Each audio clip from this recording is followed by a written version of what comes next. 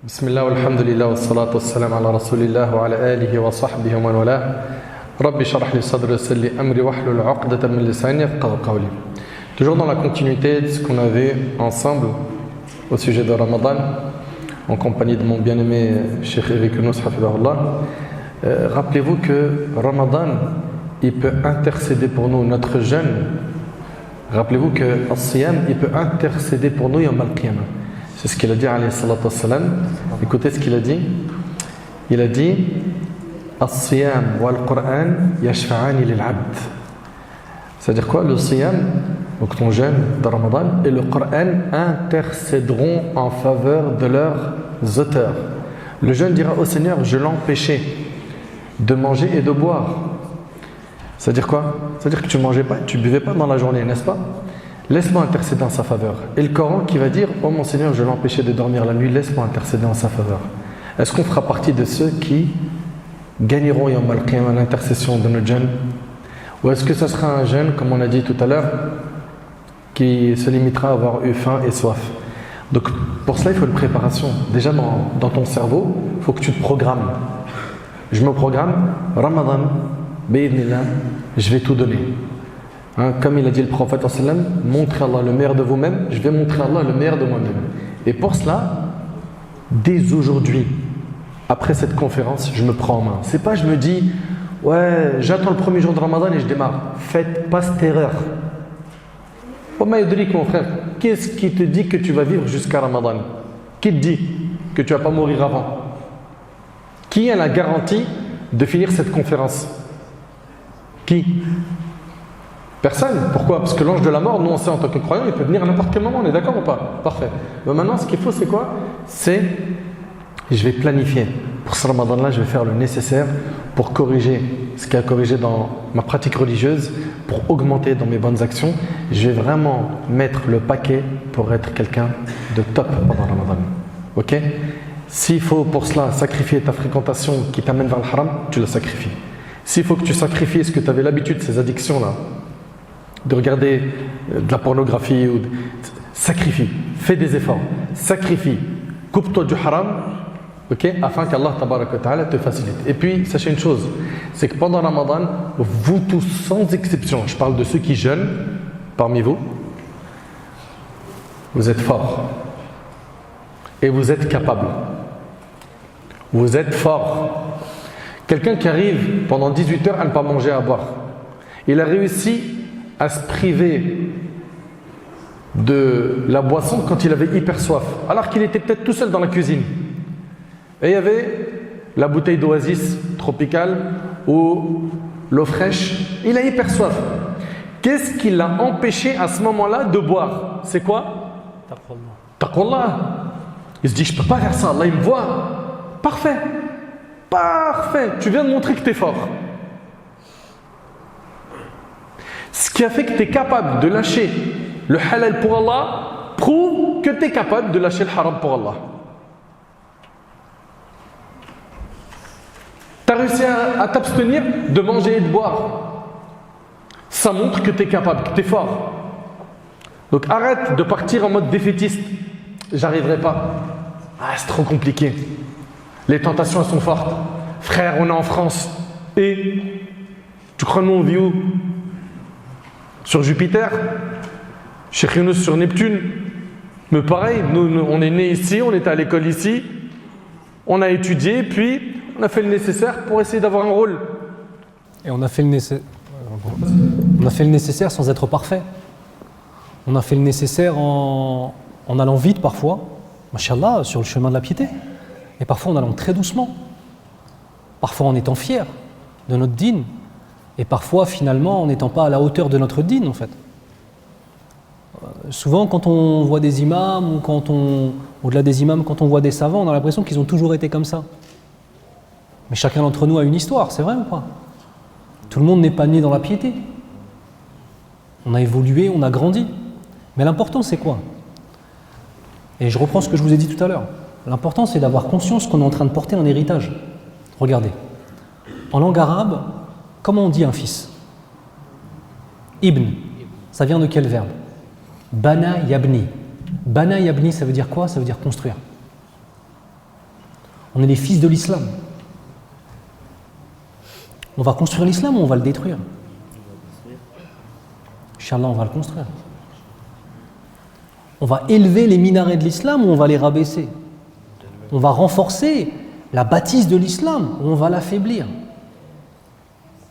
Vous voyez ce que je veux dire? Mais chacun d'entre nous avec sa façon de faire, entre parenthèses, pas sa façon de faire, c'est pas la bonne expression, mais chacun d'entre nous avec ses forces et ses faiblesses.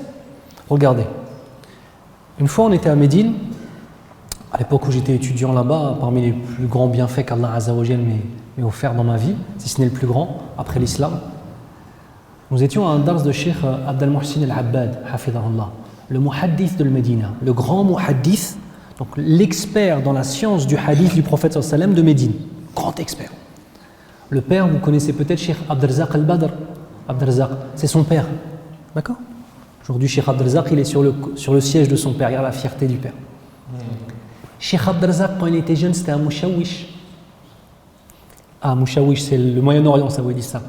Cheikh Abdelrazak lui-même racontait des histoires où quand il était jeune, des fois, il n'était pas assez sérieux. Aujourd'hui, il est où? Dans la mosquée du prophète sallallahu alayhi wa sallam. Il fait partie des gens de science très connus. Cheikh Abdel Muhsin al-Abbad, son père, écoutez bien la petite anecdote, et pour moi ça a été quelque chose de décisif dans ma vie spirituelle. Vraiment ça a été décisif, je vous partage ça. Cheikh, à la fin de son dars, il y a des questions-réponses. Et donc les gens écrivent sur un papier, tu donnes à la personne devant, et ensuite les questions arrivent, et tu as quelqu'un qui va lire la question. Et lui, il va sélectionner les questions. Et il sélectionne une question, elle est aïb. Elle est honteuse, on n'a pas compris pourquoi il l'a lu. Cheikh, salam alaikum wa rahmatullah, est-ce que le fait de faire 2 raka'at après salat al-maghrib fait partie de la sunna du prophète sallallahu alayhi wa sallam parce que je vous ai vu, vous ne l'avez pas fait? Chouma ou pas? Tu dis ça à un alim. Le cheikh, il est très âgé, il est quasiment aveugle. À l'époque où il y avait cette question-là, non, il marchait encore tout seul. Après, il avait du mal, après, il était en fauteuil, etc. Cheikh, il ne s'est pas énervé. Il a dit na'am. Il a dit qaddarallahu ma shafa'a. Il a dit walhamdulillah, Allah Azza wa Jal m'a donné la facilité dans certaines choses et m'a rendu plus difficile dans d'autres. Écoute bien comment il a répondu. Pour moi, ça a été une grande leçon. Il a dit la porte d'entrée du paradis qu'Allah Azza wa Jal m'a donné, incha'Allah, s'il accepte, c'est l'enseignement. Et ensuite, il nous a dit Cheikh, pendant plus de 20 ans, il ne s'est pas absenté une seule fois à enseigner le hadith à la mosquée du prophète sallallahu alayhi wa sallam. Le seul jour de repos qu'il prenait, c'était le vendredi. Il a enseigné les 6 recueils de hadith entièrement dans la mosquée du prophète sallallahu alayhi wa sallam. Les 6 recueils de hadith. C'est quoi les 6 recueils de hadith? Al-Bukhari, wa Muslim, Ibn Majah, Al-Nasa'i, qu'est-ce qu'on a d'autre? Pas l'imam Ahmed, Abu Daoud et Tirmidhi. Il les a enseignés les 6. Et il a repris. Quand moi je suis parti en 2012, il a repris. Mais écoutez la réponse. Chacun d'entre nous doit comprendre c'est quoi sa porte d'entrée du paradis, Inch'Allah. Il y a des gens pour lesquels ce sera la mémorisation du Coran. D'autres pour lesquels ce sera la sadaqa, l'aumône. D'autres pour lesquels ce sera l'étude de la science islamique. D'autres pour lesquels ce sera l'étude de la langue arabe. D'autres pour lesquels ce sera l'humanitaire. D'autres pour lesquels ce sera d'être au service de ses parents. D'autres pour lesquels... Ouais, siyam, d'autres savoir siyam. Vous comprenez? Attention, ça ne doit pas être un alibi pour rien faire dans les autres domaines. Attention, ce n'est pas un alibi pour rien faire dans les autres domaines. En fait, tu veux dire que c'est une facilité qu'une personne peut avoir? Une facilité qu'Allah Azza wa Jal donne à chacun d'entre nous, toujours au minimum dans un type d'adoration. Ce type d'adoration, tu ne le lâches pas. Pourquoi je vous dis ça? Pendant le Ramadan, tu vas voir des modèles autour de toi de gens qui vont s'adonner par exemple à la lecture du Coran, ils vont finir le Coran une fois tous les 3 jours. Je ne suis pas sûr que tu aies la capacité à le faire et que moi-même j'ai la capacité à le faire. Mais peut-être que durant le mois de Ramadan, tu auras d'autres capacités, d'autres capacités dans d'autres domaines qui seront magnifiques. Vous comprenez ce que je veux dire? L'aumône, par exemple. Comme l'aumône, comme plein de choses.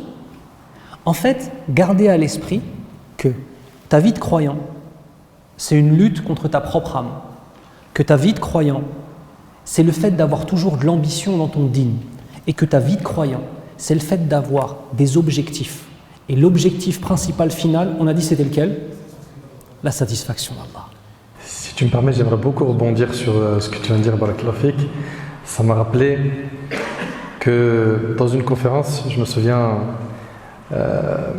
j'étais en train de parler de l'exagération dans la religion, et puis dans la conférence, j'évoquais que la personne, en fait, elle a l'obligation, comme vous le savez, de faire les piliers de l'islam. Ok. Après, elle peut être à l'image d'Abu Bakr as-Siddiq radiyallahu anhu, qui lui, c'était un homme, il était, subhanallah, Abu Bakr. C'était un homme qui était très, très, très motivé pour faire les bonnes actions. À un point où le prophète, alayhi salatu wassalam, il dit dans un hadith une fois, qui d'entre vous aujourd'hui a débuté la journée en jeûnant? Qui aujourd'hui jeûne? Abu Bakr, il dit moi. Qui d'entre vous aujourd'hui a accompagné un mort à sa demeure dernière? C'est-à-dire il a suivi un cortège funéraire jusqu'à l'enterrement. Abu Bakr, il dit moi. Qui d'entre vous aujourd'hui a nourri un nécessité aujourd'hui? Abu Bakr, il dit moi. Qui d'entre vous aujourd'hui a visité un malade? Abu Bakr, il dit moi. Allahu Akbar. Allahu Akbar. Ça c'est en un jour. Ça montre quoi ici? La motivation, elle était de taille. Pourquoi? Parce que fil muqabil, il y a quoi? Il y a le Jannah. Ce qui nous est promis, c'est le paradis, c'est immense. Et le prophète, ça m'a dit, celui qui accomplit tous ses actes entrera au paradis. Donc, ce hadith-là, il est rapporté par Muslim. On peut être à l'image d'Abu Bakr, être vraiment quelqu'un qui est sur tous les fronts et avoir une facilité dans plusieurs ibadat, mais on peut aussi choisir une action avec laquelle on a une affinité. Et c'est ça, en fait, qui m'a fait rebondir sur ce que Cheikh Yunus a dit. Et c'est exactement, subhanallah, ce que faisaient les compagnons. Ils privilégiaient les actions non obligatoires avec lesquelles ils avaient plus d'affinité. Abu Hurayra, radiyallahu anhu, très connu pour être un savant dans la science de la religion. Khalid ibn al-Walid, lui, il est connu pour le combat. Abdullah ibn Amr ibn al-As, c'était quelqu'un qui était connu pour jeûner beaucoup et qui multipliait les lectures du Coran. Et parmi ce que j'ai lu, qui m'a vraiment épaté, et ça c'est le lubb al-mawdu', là j'arrive au pic de ce que je veux faire parvenir comme info, c'est ce que rapporte Ibn Abd al-Barr rahimahullah dans Tamhid. Il dit que Abdulaziz ibn Abdulaziz, il dit qu'Abdullah ibn Abdulaziz al-Umari, l'adorateur, il a écrit à l'imam Malik. L'imam Malik rahimahullah, on peut en parler aussi pareil pendant très longtemps. C'est quelqu'un non seulement qui était très savant, mais très pieux. Très pieux, au point où, pour évoquer un hadith du prophète, il allait faire les ablutions. Je ne sais pas si tu imagines. Et ici, en fait, cet homme qui est un adorateur, il écrit à l'imam Malik, rahimahullah, yahudduhu ila l'infirad wal amal. Il encourage à s'isoler, à se consacrer à l'adoration. Il encourage l'imam Malik. Et ce n'est pas n'importe qui l'imam Malik, rahimahullah. Vous suivez? Très bien. Et l'imam Malik, rahimahullah, il lui écrit à son tour, Inna Allah azza wa jal qasama al-a'mal kama qasama al-arzaq. Il a dit, Farubba rajulin futiha lahu fi as-salah wa lam yuftah lahu fi as-sawm. وآخر فتح له في الصدقة ولم يفتح له في الصيام وآخر فتح له في الجهاد ولم يفتح له في الصلاة ونشر العلم وتعليمه من أفضل أعمال البر وقد رضيت بما فتح الله لي فيه من ذلك الله أكبر وما أظن ما أنا فيه بدون ما أنت فيه وأرجو أن يكون كلانا على خير ويجب على كل واحد منا أن يرضى بما قسم له والسلام. Franchement, il n'y a pas de mots. Il a dit, l'imam Malik qui lui a écrit, donc rappelez-vous, hein, on a ici Abdullah al-Umari, c'est un adorateur, il écrit à l'imam Malik, il l'encourage à s'isoler, à se consacrer à l'adoration. L'imam Malik, c'était un savant très connu dans la ville de Médine du prophète, dans la ville de Médine, hein, la ville du prophète sallam, il enseignait la science. C'était quelqu'un de très savant. Et l'imam Malik, rahimahullah, il lui répond. Il lui dit, Allah a partagé les actions tout comme il a partagé la subsistance. Allah a partagé les actions tout comme il a partagé la subsistance. Peut-être qu'un homme, Allah va lui ouvrir les portes de la prière et pas celles du jeûne. Excusez-moi, il parle de prière obligatoire? De jeûne obligatoire? Attention, hein. Là on parle des actes surrogatoires. Ces gens-là, ils étaient très sérieux à l'époque. Hein. Ces gens-là étaient très sérieux dans les pratiques obligatoires et ils excellaient dans le surrogatoire. Peut-être qu'un homme, Allah va lui ouvrir les portes de la prière et pas celles du jeûne. Et un autre, Allah va lui ouvrir les portes de l'aumône et il ne va pas lui ouvrir les portes du jeûne. C'est vrai, il y a des gens, jeûner lundi, jeudi, pour eux c'est trop dur. Jeûner 3 jours par mois, c'est trop dur. Jeûner comme Daoud alayhi salam, 1 jour sur 2, c'est trop dur. Jeûner Sha'ban, c'est trop dur. Hein? Ou dans les mois sacrés, quand il est recommandé de jeûner, c'est difficile pour lui. Mais par contre, il a une facilité à faire des aumônes. C'est vrai ou c'est pas vrai? Très bien. Et il dit, et un autre, Allah lui ouvre les portes du combat dans le sentier d'Allah, mais il n'ouvre pas les portes de la prière. Et le fait de propager la science fait partie des meilleures adorations. Et je suis satisfait de la porte qu'Allah m'a ouverte. Et je ne considère pas que la situation dans laquelle je me trouve a moins de valeur que celle dans laquelle tu te trouves. Allahu Akbar. Subhanallah. D'ailleurs, l'imam Ahmad rahmallah, il préférait étudier la science la nuit que faire Qiyam al-Layl. Et il a dit, à la fin, l'imam Malik, j'ai bon espoir que tous les deux sommes dans le bien et il incombe à chacun d'entre nous d'être satisfait de ce qu'Allah nous a accordé. Wassalam. C'est des paroles en diamant. Wallahi. Et en fait, ça montre quoi? C'est-à-dire que, comme il a dit Cheikh Yunus tout à l'heure, c'est pour ça que ça m'a fait un tilt, chacun il a une affinité avec une action surrogatoire qui ne lui est pas difficile à accomplir. Cela ne veut pas dire qu'il doit se priver des autres actes surrogatoires. Mais là où toi tu as des facilités, mets le paquet, et là où tu n'arrives pas, fais l'effort quand même pour essayer de gratter des hasanat sur tous les fronts. Tu arrives à exceller dans le sadaqa, à chaque fois qu'on te demande de donner fisabilillah, tu donnes. Tu n'arrives pas à jeûner, fais un effort, malish. Okay, surtout pour les heures d'hiver, c'est facile. C'est vrai, on peut regarder le Maghrib à quelle heure? C'est facile de jeûner des jeûnes surrogatoires. Donc ce qu'on aimerait, Inch'Allah, c'est que chacun d'entre vous soude l'obligatoire. Et d'ailleurs, c'est ce qu'Allah il aime le plus.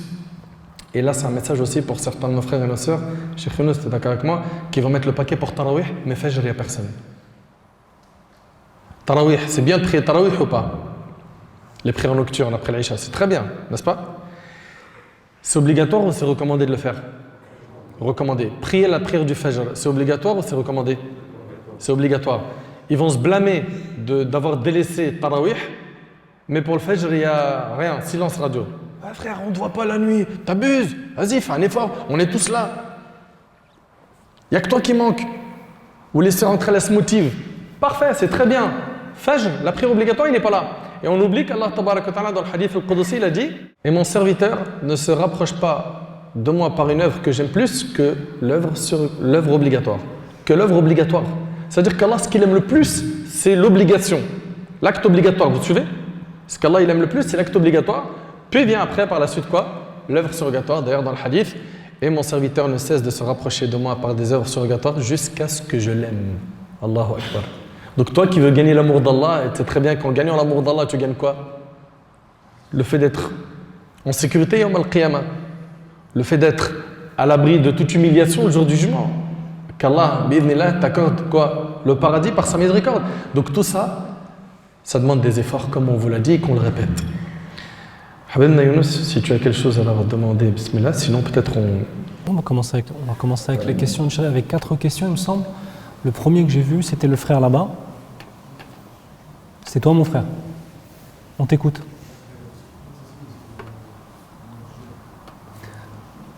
Le frère pose la question, qu'est-ce que le prophète sallallahu alayhi wa sallam faisait durant le mois de Siyam? Donc, comment s'inspirer de la sunna du prophète sallallahu alayhi wa sallam pour nous tenter de l'imiter dans nos actes d'adoration. Déjà, première des choses, le prophète sallallahu alayhi wa sallam était toujours constant, était toujours concentré, était toujours exigeant vis-à-vis de tous les actes obligatoires.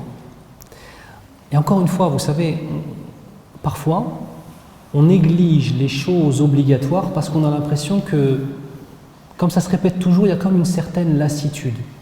On a presque l'impression que de faire ces 5 prières à l'heure, en étant concentré, en ayant fait un wudu réel, une véritable purification du corps et de l'âme lorsqu'on va faire ces ablutions, en ayant dit Allahu Akbar réellement, en ayant la aqida, la certitude qu'Allah Azza wa Jal dépasse tout, réellement, par essence, dans ses actes, puis ensuite dans nos vies, eh bien on a parfois tendance en fait à négliger cela. Et on cherche en fait, comment vous dire, un peu de l'exotisme. Vous voyez ce que je veux dire ou pas? Donc déjà, il n'y avait personne de plus constant sur l'obligation que le prophète d'Allah sallallahu alayhi wa sallam. Et c'est son enseignement à lui qui a ancré cela chez les Sahaba radiyallahu anhu. N'oubliez jamais que les Sahaba sont tout simplement les élèves du prophète d'Allah. Ce sont ses élèves. Des fois, on ne pense pas à ça en fait. Leur professeur direct, c'était le Nabi sallallahu alayhi wa sallam. Deuxième élément, l'adoration par excellence de façon globale qui a été pratiquée par le Nabi sallallahu alayhi wa sallam, mais aussi pratiquée ensuite par les Sahaba, tabi'in, et les ulama de façon globale, c'est la lecture intensive du Coran al-Karim, c'est-à-dire que c'est Shahrul Coran. Maintenant, quelle lecture du Coran? C'est ça en fait. Regardez, moi je vais vous donner un conseil. C'est d'avoir deux lectures différentes. Ça c'est mon conseil pour ceux qui sont plus jeunes que moi, c'est mon conseil de grand frère. D'accord? D'avoir deux lectures différentes. La première lecture, c'est celle qui va te permettre de pouvoir, au minimum, incha'Allah, lire la moitié, voire tout le Coran en entier durant le mois de Ramadan. C'est une lecture, en fait, qui va être souvent dénuée de méditation. C'est une lecture que tu vas lire, et c'est une adoration. Tu dis, Ya Allah, je me présente face à toi d'une façon qui s'y a sa perfection, en disant la chose que tu aimes le plus entendre, qui est ta propre parole. Et man qara'a harfan min kitabillah falahu bihi hasana wal hasanatu bi'ashri amthaliha. Quand celui qui lit ne serait-ce qu'une lettre du Coran, il aura au minimum une hasana. Et cette hasana, elle est au minimum elle-même développée par 10. Et les a'mal salihah, les bonnes actions, sont multipliées par 10 jusqu'à 700 et plus. C'est bon? Et cette lecture, c'est une adoration que tu fais où tu dis, Ya Allah, c'est par soumission à toi que je fais cela. Même si je ne comprends pas l'arabe, même si je lis et que je ne suis pas en train de prendre du temps pour méditer sur les sens. Ça, c'est la qira'a de l'kathra. Même si la personne elle lit avec des difficultés? Même si la personne lit avec des difficultés, elle aura encore plus de récompenses vis-à-vis de cela. Parce que regarde, la finalité, là, dans ce type de lecture, ce n'est même pas la méditation. Dans ce type de lecture-là, c'est ce que toi, tu montres à Allah. Je sacrifie mon temps, mon énergie. Et puis quand c'est Ramadan, quand tu fais siyam et que tu lis le Coran, la bouche elle est sèche. C'est vrai ou pas? Donc ça c'est la première lecture. Et il y a une deuxième lecture. Cette deuxième lecture, ce seront des objectifs qui seront en fonction de tes capacités et tes habitudes.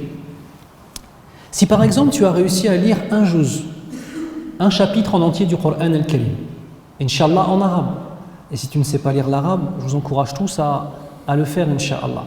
Pour l'anecdote, ma mère qui a 72 ans et qui est convertie à l'islam, sait aujourd'hui lire l'arabe. Donc ceux et celles parmi vous qui ne savent pas lire l'arabe, dites-vous qu'il y a une vieille dame de 72 ans qui s'appelle Michel, qui sait lire l'arabe et pas toi. Il y a un problème ou pas?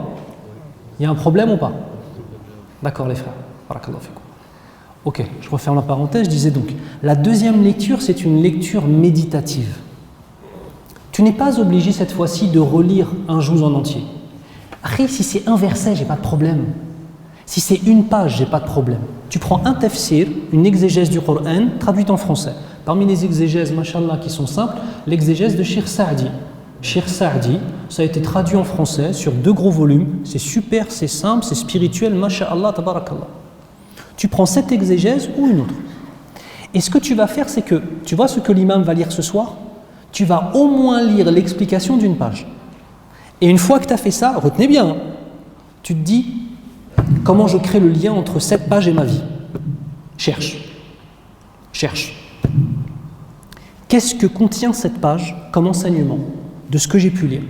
Et comment est-ce que moi, je vais créer du lien entre moi, ma personne, et la parole d'Allah subhanahu wa ta'ala? Parce que la méditation, c'est ça. La méditation, c'est pas simplement de la philosophie. Méditer, cela ne signifie pas simplement avoir des idées ou alors entendre ce qu'on appelle des belles fawaïd, des belles choses enrichissantes. La véritable méditation, celle qui va te changer. Donc comment est-ce que moi je vais faire pour créer du lien? Donc je ne peux pas faire toute la journée du prophète sallallahu alayhi wa sallam, sinon ça prendrait trop longtemps, d'accord? Mais déjà au moins ces deux éléments. Les obligations et deuxièmement la lecture coranique. On a dit quoi? La lecture coranique, une qira'a sari'a, une première lecture où tu as un objectif de quantité. Très très bien, tu auras une récompense, Inch'Allah. Et une deuxième lecture où tu vas prendre certainement moins, si tu peux prendre autant, le baraka, alhamdoulilah, mais certainement moins, mais tu médites dessus. Tu lis le tafsir. Et j'insiste mes frères, tu crées du lien. Aujourd'hui, on a trop de frères qui ont écouté 100 conférences, 200 conférences, 1000 conférences, qui sont capables de te répéter des belles choses qu'ils ont entendues, mais ne les ont jamais vécues. Si tu ne vis pas ton dîn, en fait, tu es spectateur de ton propre dîn. Il y a plein de frères que je connais, mashallah, ils portent les apparences de l'islam, tabarakallah, et on aime ces apparences de l'islam telles que la barbe et d'autres choses, mashallah. Mais quand tu parles avec eux et que surtout tu regardes leurs vies sont vides des enseignements qu'ils ont reçus. Comme le disait Cheikh Al-Uthaymin rahimahullah et d'autres mashayikh, kullu ilmin laysa tahtahu amal fahuwa batil. Toute science qui ne donnera pas naissance à des actions est une science vaine. Elle n'est pas vaine par elle-même, elle est vaine dans ce qu'on en aura fait. D'accord? Par rapport à ça aussi, il y a le hadith d'Ibn Abbas. Le prophète était l'homme le plus généreux.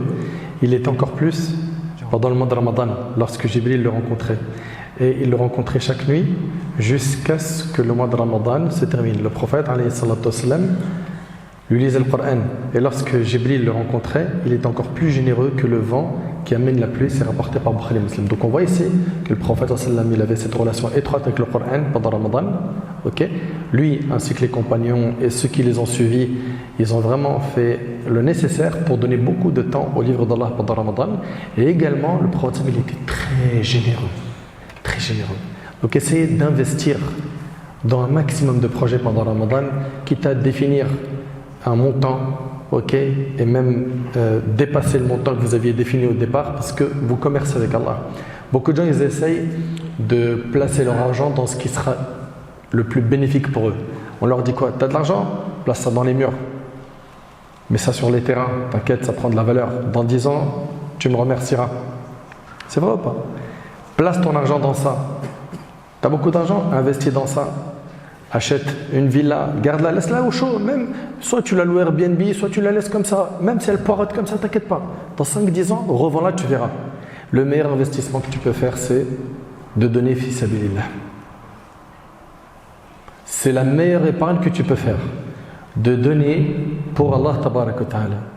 Et tu dois garder en tête que ce que tu vas donner, Allah tabaraka ta'ala, il va te le rendre. Et ce sera déjà rien que subhanallah, le sentiment de joie que tu as dans le cœur quand tu aides et quand tu fais le khir. Bien sûr, tu le fais pour Allah, tu le fais pas pour avoir des éloges, que les gens disent de toi, tabarakallah, mashallah, il est généreux, elle est pieuse, il est pieux, etc. Non, tout ça, ça va très bien que c'est de l'ostentation. Il faut mettre une croix sur ce monde d'éloges recherchés. Aujourd'hui, malheureusement, les gens ils font beaucoup pour que les gens disent de du bien. Ok, non, ne soyez pas de cela. Mais, voilà, ce Ramadan, je vais me surpasser, je vais sacrifier. Il y a des gens que je connais qui ont donné énormément et qui se sont retrouvés à avoir des fins de mois difficiles. Ils sont morts de faim? Non. Et puis, les efforts que tu vas faire.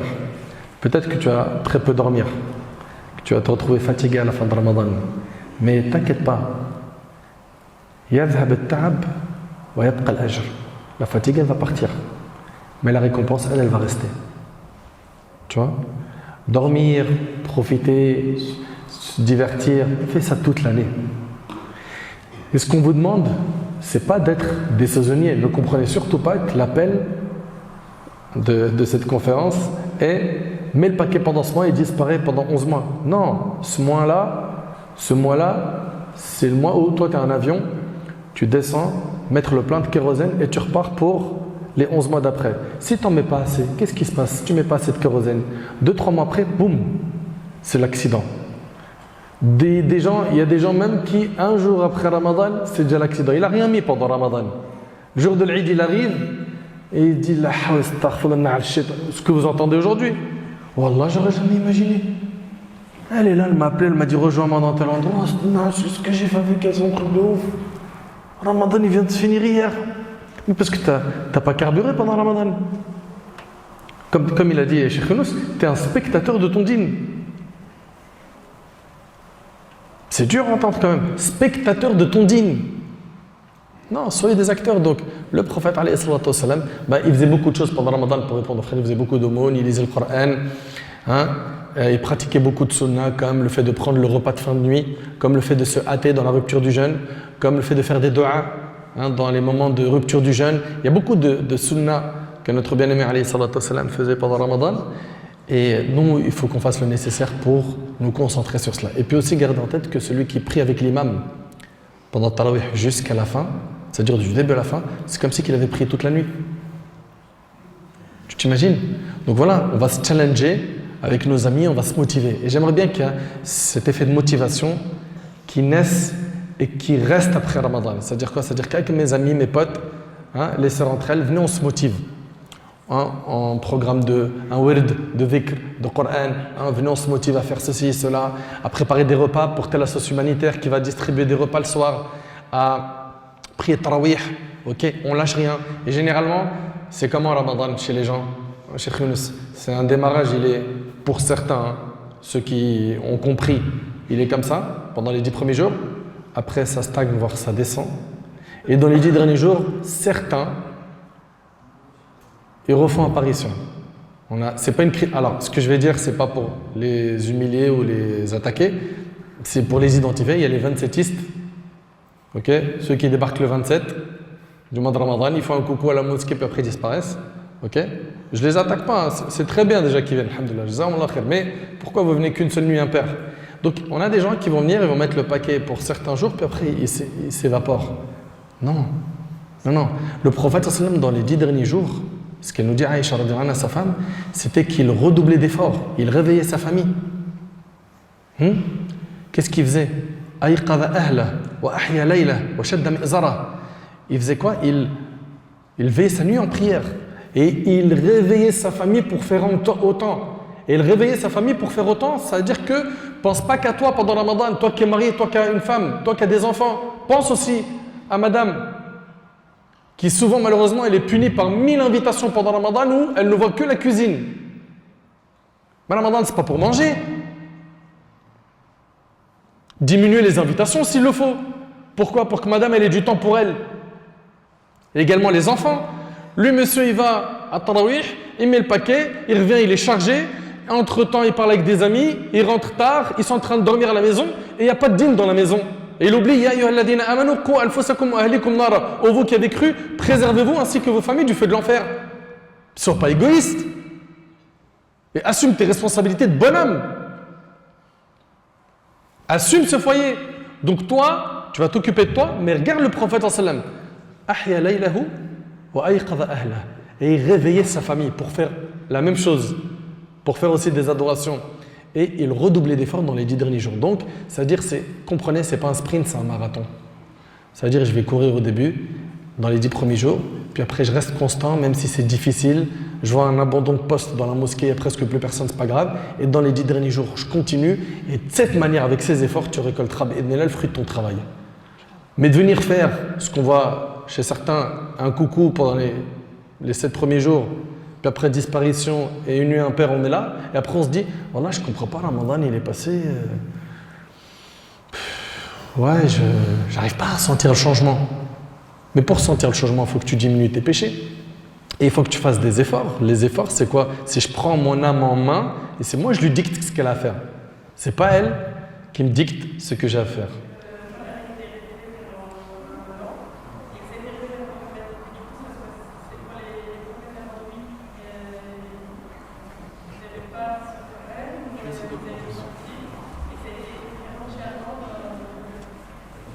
J'ai pas entendu la fin. T'as entendu la fin? Je pense. Et pour les autres prophètes, quoi?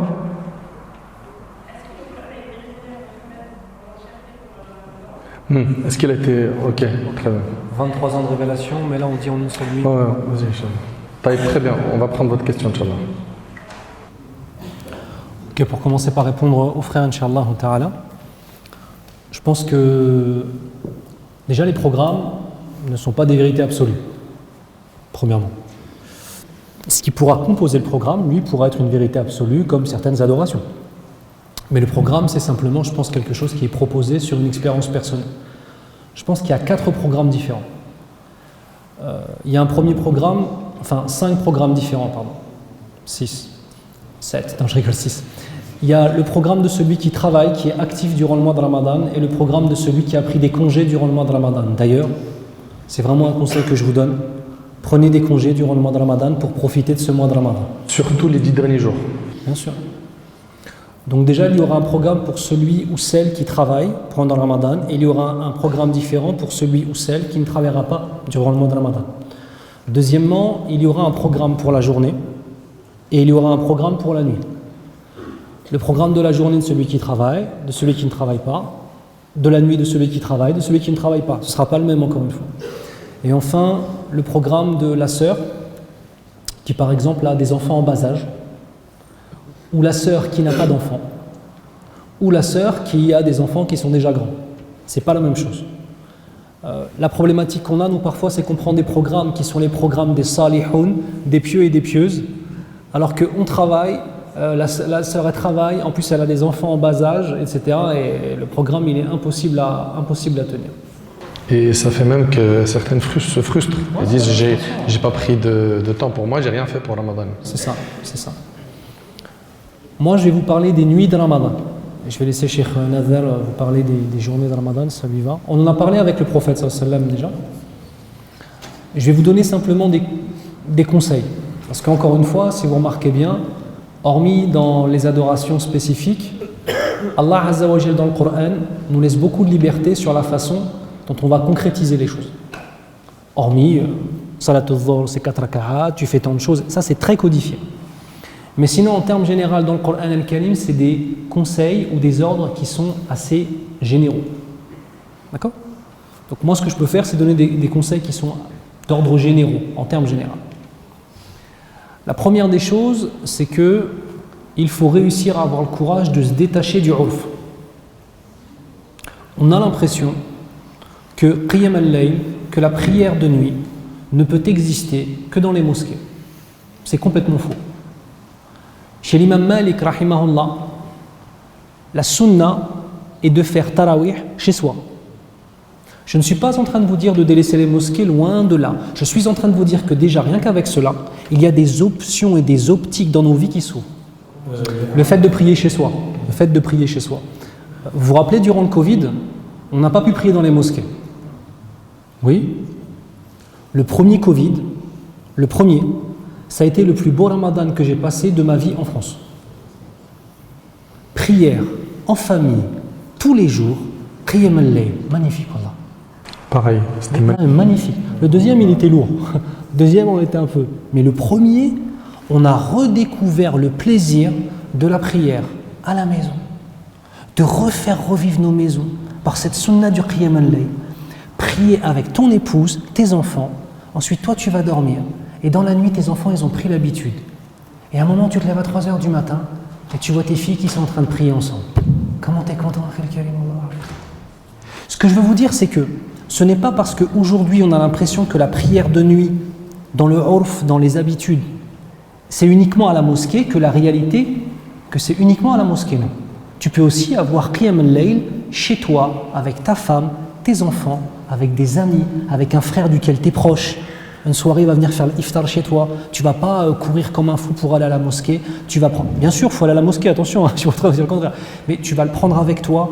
Toi, tu vas faire l'imam. En fait, tu es en train de dire qu'il faut diversifier, en fait. Oui, en fait, c'est dans la diversification très souvent que l'on trouve différents moyens d'expression, en fait, de ta piété.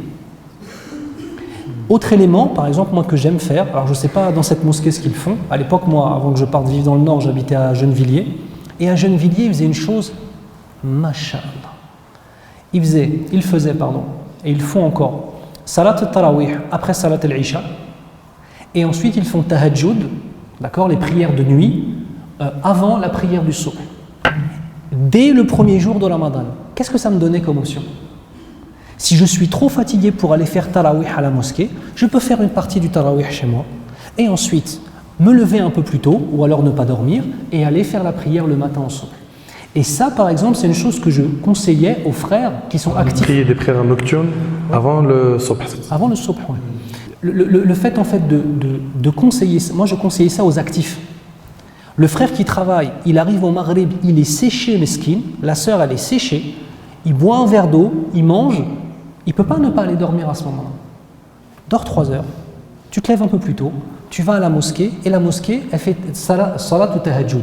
Par exemple, ça, les gens ont l'impression que s'ils font que salat ou tahajjud, ils ont loupé tarawih. Mais non, c'est quoi tarawih?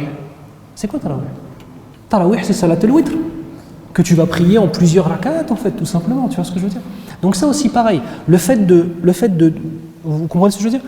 Le fait de ne pas rester simplement sur un seul modèle, forcément tarawih, c'est à la mosquée après. Non, il y a aussi tahajjud, dans le dernier tiers de la nuit.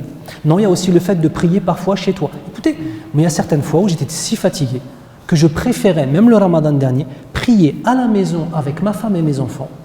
À la maison, parce que j'étais trop fatigué pour aller à la mosquée. Moi, j'ai une maladie chronique qui m'affaiblit pendant que je jeûne, et donc je ne pouvais pas. Dites shafakallah. Il n'y a pas eu un seul shafakallah. Amin. Donc, je pense aussi que ça, dans les nuits, c'est important de s'ouvrir un petit peu à d'autres options, en fait, d'autres options de prière comme ça. D'accord. Barakallahu fik. Et par rapport à ça, c'est vrai qu'il y a pas mal de choses comme ça qui sont devenues des packaging. C'est tarawih, c'est que à la mosquée, point barre. Et tout le Coran. Voilà, et tout le Coran obligatoire. Ah, la mosquée n'a pas fini le Coran, ah, c'est un problème. C'est vrai que c'est bien de le faire, mais si la personne ne le fait pas, c'est pas un péché.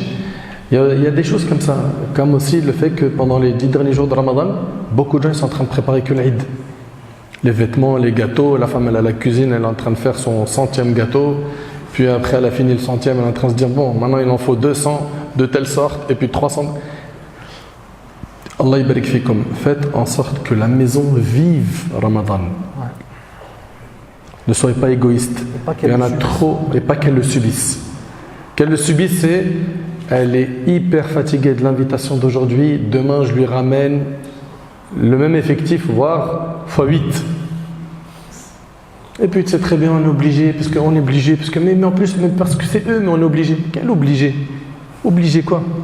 Tu es obligé de mettre le paquet pour te purifier, toi et ta famille, pendant ce mois. Et ces choses qui vont vous parasiter autour, gérez-les intelligemment, Allah barik fikum. Ne négligez pas votre âme et vos responsabilités de famille, barakallahu fikum. Donc la sœur posait aussi une question, pourquoi est-ce que le Coran al-Karim mentionne que Shahr Ramadan alladhi unzila fihi al-Qur'an, le mois du Ramadan durant lequel le Coran al-Karim a été révélé. Oui, le Coran a été révélé de façon complète, mais pourtant le prophète sallallahu alayhi wa sallam a transmis le Coran al-Karim sur combien d'années? 23 années. D'une part, on a dans le Coran le fait qu'on nous dise qu'il a été révélé en une seule fois, et d'autre part, le prophète sallallahu alayhi wa sallam lui était révélé les versets au fur et à mesure du temps et il les donnait sur 23 ans. C'est que durant Laylatul Qadr, en tant que tel, durant la première nuit en tant que tel, le Coran est descendu de ce qu'on appelle Lawh al-Mahfouz. Al-Lawh al-Mahfouz, ce sont les écrits primaires. Les écrits primaires dans lesquels, je n'ai pas envie de rentrer dans la aqidah, mais c'est la parole d'Allah subhanahu wa ta'ala. Et ceci a été descendu à Bayt al-Ma'mour. Et ensuite, donc il a été descendu entièrement à cet endroit-là, qui est un endroit dans les cieux. Donc révélé en entier, en une seule fois. Et d'ici, la révélation, Jibril alayhi salam allait chercher ces versets et les donner au prophète sallallahu alayhi wa sallam sur les 23 ans. En fonction des circonstances, etc. Des circonstances, ou parfois même pas, en fonction des circonstances, ça dépend. On tient à vous remercier. On tient à vous remercier pour votre écoute attentive et pour vos questions. Et on espère qu'Allah tabarak wa ta'ala va accepter nos efforts et surtout il va nous accorder at-tawfiq, la réussite pendant ce mois de Ramadan. Je remercie une nouvelle fois Cheikh Younous, qu'Allah tabarak wa ta'ala te récompense et tu es le bienvenu ici chez toi, dans cette mosquée, qu'Allah t'élève en degré et fasse que les paroles qui ont été dites trouvent une place dans votre cœur, comme je l'ai dit au début, et qu'Allah tabarak wa ta'ala améliore notre situation et nous accorde à tous et à toutes une bonne fin et le plaisir de pouvoir avoir une assise similaire à celle-ci au paradis en compagnie de nos ancêtres, les pieux prédécesseurs. فصلى الله سبحانه وتعالى أن يتقبل منا ومنكم صالح الأعمال. سألوا عز وجل أن ينفعني بما قلت وأن ينفعكم بما سمعتم. هذا والله أعلم وآخر دعوانا الحمد لله رب العالمين. Et je laisse le mot de la fin à notre bien-aimé Cheikh Yunus. اللهم أرنا الحق حقا وارزقنا اتباعه وأرنا الباطل باطلا وارزقنا اجتنابه. On demande à Allah Azza wa Jal de nous montrer la vérité comme étant la vérité et de nous accorder l'honneur de la suivre et de nous montrer le faux comme étant le faux et de nous préserver de le suivre. Ya Rabbal Alamin. Allahumma salli ala Muhammadin wa ala ali Muhammad kama sallaita ala Ibrahim wa ala ali Ibrahim wa barik ala Muhammadin wa ala ali Muhammad kama barakta ala Ibrahim wa ala ali Ibrahim fil alamin innaka hamidun majid. Wassalamu alaikum wa rahmatullah. بارك الله فيك. وفيكم بارك الله.